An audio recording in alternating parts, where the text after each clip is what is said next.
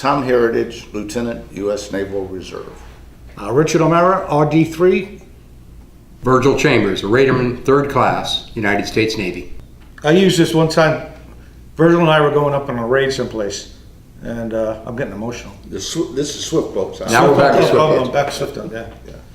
And I was really afraid to get killed.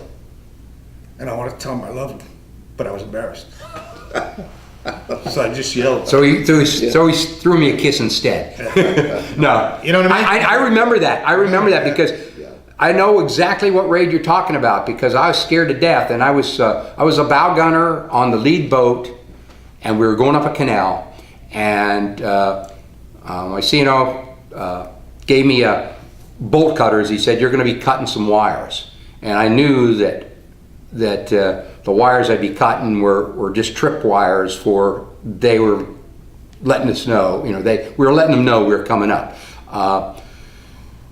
But I remember Rich's boat passing by, and my eyes caught his eyes as his boat turned and went behind ours because we were all getting lined up to go in, and we went in full bore, and I didn't know where I was going to come. I didn't know I was going to see him again. Something about it. Now we were lucky. We weren't the boat that really got hit. I mean, we got small arm fire, but it was another boat that got hit, and there was some serious injuries. And That was just it. You just didn't know. You didn't know. You went out there one day, and you just knew. Listen, we got a lot of toys here. The bad guys got a lot of toys. Somebody gonna get killed.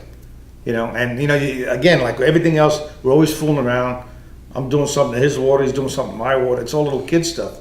But now you're going into a situation where you might never see him again. Yeah. So but you can't say, "Hey man, I love you, babe." So you say something stupid. Yeah, you kind of we're silly about things.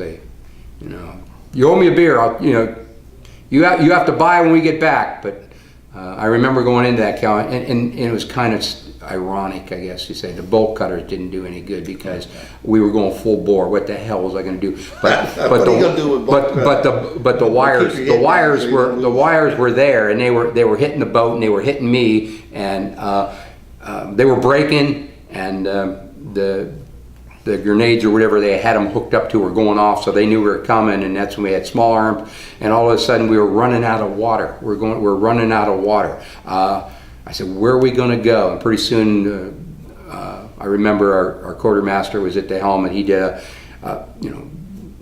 one engine forward, one engine backward, and spun that boat around. And I saw Rich coming around. Their boat was spinning around, and all the boats were spinning around. We were going back again. But in that moment, we were spinning around. Hell was breaking loose. There were rounds flying all over the place, and everybody was shooting in every direction. I mean, I had to stop shooting because the fact is, my boat was shot me. I would shot him because my boat was turning around. Well, I couldn't stand up and shoot over top of the gun tube. I had to wait, and I don't like to wait because I always thought as long as I was shooting, they wouldn't be shooting. But whenever I wasn't shooting, that's when I was probably the most susceptible to return fire.